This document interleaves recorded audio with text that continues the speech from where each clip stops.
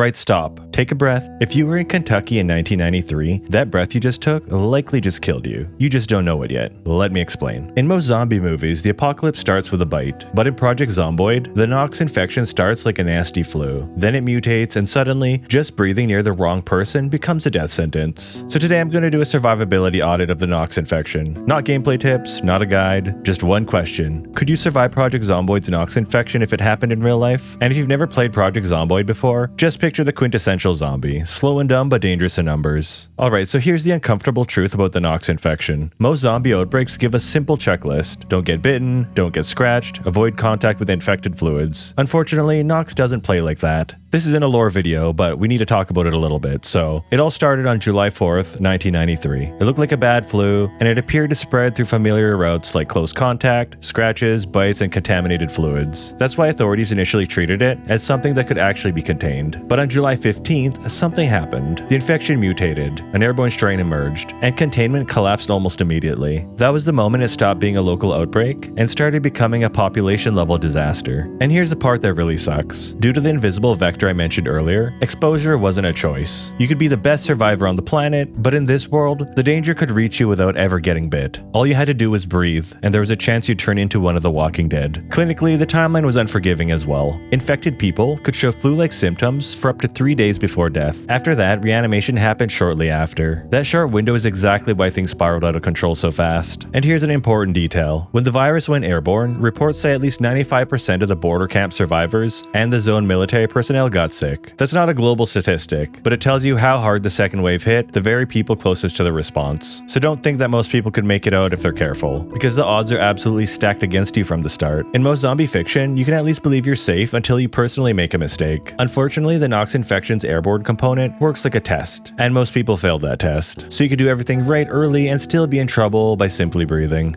So here's what an airborne strain actually does to society. First off, people don't just die fighting zombies. They die quietly out of sight, at home in their beds, at work halfway through a shift, in a hospital that's already overwhelmed, in a bunker they thought was safe. That means death isn't concentrated on the edge of society. It's everywhere at once. So emergency services don't have time to scale up to meet the crisis. They get hollowed out from the core. Dispatchers get sick, EMTs don't show up for their shifts, hospital staff vanish faster than the patients can be treated. Supply chains don't adapt either, they crumble. Truck drivers get sick mid-route, warehouse staff disappear, field deliveries stop, and grocery shelves don't get restocked again. The world doesn't feel like it's slowly collapsing under the pressure of zombies, it feels like it gets switched off immediately. Neighborhoods empty, cities go quiet, and infrastructure fails before zombies even have to do much work. By the time zombies start visibly filling the streets, most of the damage is already done. And some people might wonder if they could isolate early. Unfortunately, isolation only really helps if you're immune. If you're not, isolation mostly just changes where you turn. That's basically about it.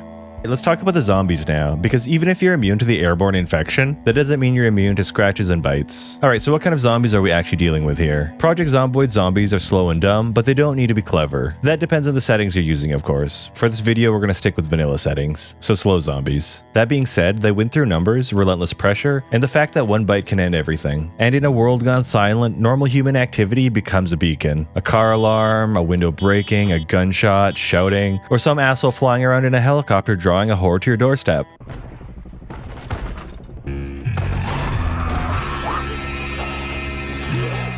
One noise might not instantly kill you though, but the one noise will likely pull 10 zombies, then 30, and suddenly you've got a whole area you just can't handle. And once you're forced into tight spaces like stairwells, hallways, or small rooms, that's where slow zombies become deadly.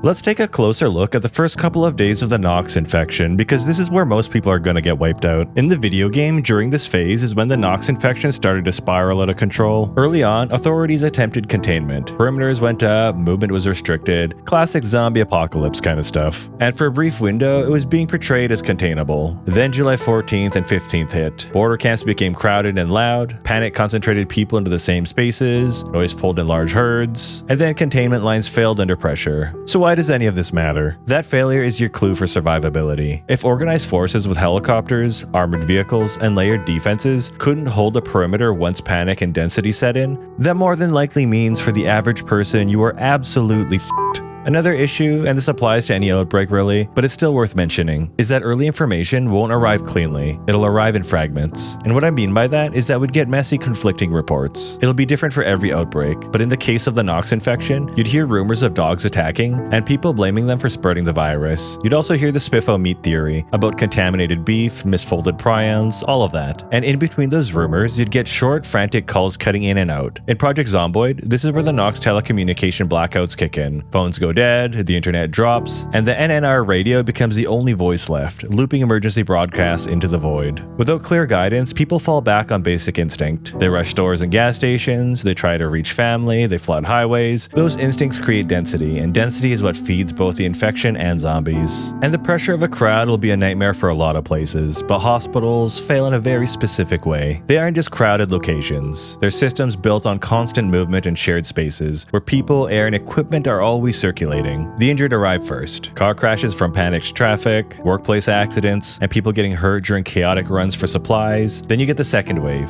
people who believe they've been exposed. They think they feel symptoms coming on, or they want confirmation before they risk waiting at home. All of that funnels into one building that was built for throughput, not isolation at scale. Care depends on constant circulation, patients moving through shared hallways, shared waiting areas, shared air, and staff rotating between rooms and departments. That circulation is exactly what lets exposure spread once the volume spikes. As numbers climb, triage starts to break down. PPE runs short, exhausted staff start cutting corners just to keep up. Every shortcut increases exposure, and every exposure removes more staff from the system. At the same time, stress changes behavior. People crowd desks, push past barriers, and wander around looking for exits or updates. Noise rises, and noise draws attention. Then the tipping point. If bites or violent incidents happen inside a hospital, the casualties don't just drop in open space. They collapse in corridors, wards, stairwells, and waiting areas, tight places full of people who can't move quickly. When those victims reanimate, they don't emerge onto empty streets. They emerge inside packed buildings with limited exits. At that point, the hospital stops functioning as care infrastructure and starts generating more infected. My point is, instead of slowing the collapse, hospitals accelerate it, and they seed new outbreaks outward when staff and survivors flee. But if you love zombies just like me, we already know that, so I'm just beating a dead horse here.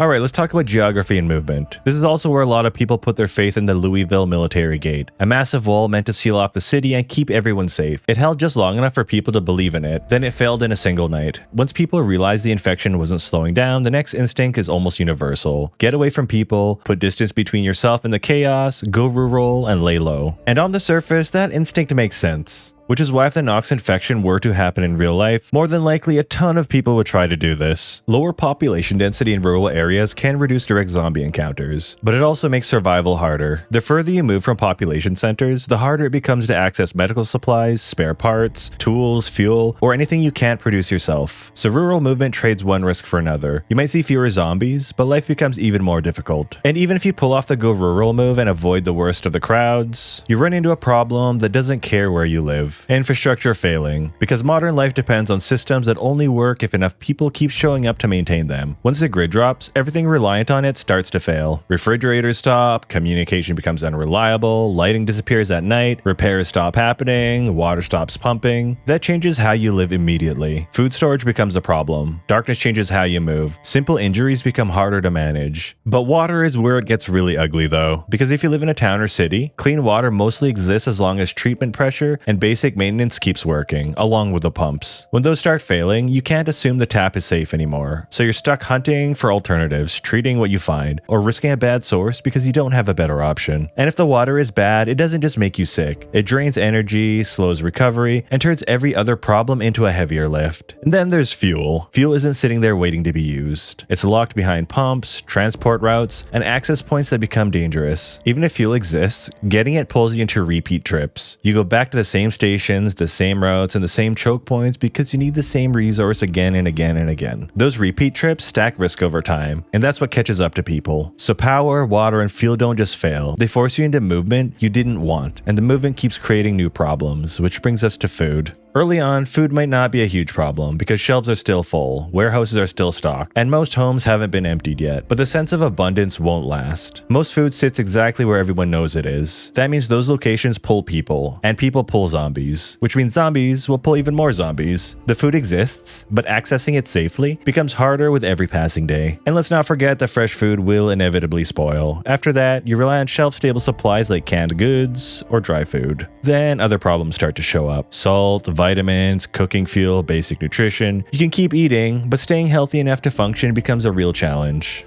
Now let's talk about the medical reality, because during a collapse, injuries don't need to be dramatic to be fatal. A cut is easy to shrug off in normal life, but with limited medical supplies, it's a problem that can spiral way out of control. Dirt gets into wounds, bandages run out, disinfectant becomes a treasure, pain slows you down, and slow is how people get in trouble. Even something basic like a twisted ankle can ruin your whole day. And by ruin your day, I mean get you killed, because you can't move the same, you can't climb the same, and you can't carry what you need to without burning yourself out. And if you rely on prescriptions, the timer starts immediately. That being said, even if you've got the medical supplies you need, zombies still affect how you get hurt, because their presence tends to force urgency. That makes you rush when you should slow down, and that's when everyday mistakes start turning into real problems. In Zomboid, a bite ends a run. Everybody knows that. The problem is that close calls do damage too, because the moment you start sprinting, climbing, and forcing your way through tight spaces, you start picking up injuries that would be annoying in normal life, but dangerous here. You trip while running, you slice yourself on broken glass while vaulting through a window, you burn yourself trying to cook in a hurry, or you nick yourself with a blade because you're tired and your hands aren't steady. None of those are big, scary zombie moments, but those injuries slow you down, burn through supplies, and make the next big mistake more likely. And once you're moving worse, sleeping worse, and patching yourself up with dirty rags, you start making compromises, taking routes you shouldn't, rushing jobs you should take slow, and gambling on "I'll be fine this time," which rolls straight into the other threat that doesn't shuffle. Other survivors, who can be a bigger problem than the zombies. Scarcity changes what people are willing to do, and usually it happens in phases. Early phase, it's confusion, panic, and accidents. People crash cars, people argue over fuel, and people pull guns they've never trained with. In the lore, you could even see the military lose control at the border camps. Panic rises, the unarmed civilians get shot. That's what order looks like once the situation starts slipping. The mid-phase, once the easy supplies get picked over, risk goes up. Choke points and known loot spots become magnets. Gas stations, pharmacies, hardware stores, and any place with fuel or tools. That's where predatory behavior shows up, and it doesn't take many people to make it a big problem. Now the later phase. Small groups can stabilize, but only if they can reduce how often they have to scavenge. If you're forced into constant runs for essentials, you're paying for survival with exposure every time you go out. And when you're living like that, the next threat isn't always zombies or people. It's you, slipping up and making a mistake. Now let's talk about psychology and fatigue, because this is a slow grind that ends a lot of runs. When you're tired, stressed, and cutting corners, things can go bad pretty quickly. You can't stay switched on forever. Your brain just doesn't work that way. Ever leave your keys in the fridge because you're running on 4 hours of sleep? Now imagine doing that, except one mistake is leaving a door unlatched, and now there's a zombie in your kitchen at 3 a.m. in the morning. You don't want to do that. That's what fatigue does. You start getting startled by every noise. You stop checking corners properly. You take shortcuts you know you shouldn't, one lazy moment, one door you don't listen to at first, one sprint you didn't actually need, and you're done. If you turn into that big of a space cadet, you will pay for it. The reality is, most deaths aren't heroic. They happen during boring moments. You're hungry, you're annoyed, you're rushing, and then something small goes wrong. So if we're being honest, long-term survival isn't about one perfect base, it's about reducing how often you have to roll the dice. Now let's answer the question you came here for. Can you survive Project Zomboids Knox Infection? Short-term comes down to 2 filters. 1, are you among the small fraction of unaffected by the airborne phase? And 2, are you positioned to avoid the early crowd crush, the early panic runs, and the early noise cascades? If you aren't immune once the airborne strain hits, short-term is effectively 0. If you are immune, short-term becomes about staying out of dense areas, keeping your movement quiet, and avoiding tight spaces where a single mistake ends everything. So if I had to rate it, I'm going to give it a 1 out of 5. Long-term survivability. Long-term collapses down to the same pressures you've already seen stack up throughout the video. Like I mentioned earlier, the airborne phase removes most people from the equation. But for the small fraction who aren't affected, survival still depends on keeping systems simple and exposure rare. Water has to stay safe. Injuries have to stay minor. Supply runs have to stay infrequent.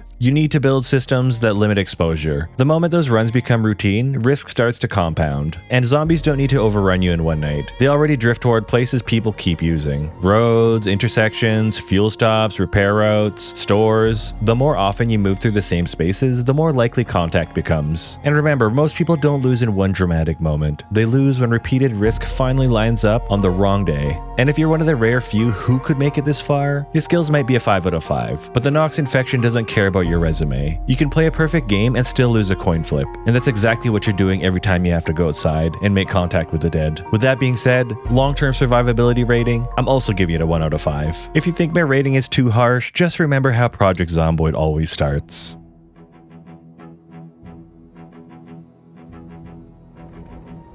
Alright guys, if you made it to the end, I appreciate that as always, and YouTube thinks you'll like this video. If you've already seen it, I've got a playlist of a lot more just like it. And yes, I need to take down my Christmas decorations, I'm just too lazy. I'll do it eventually.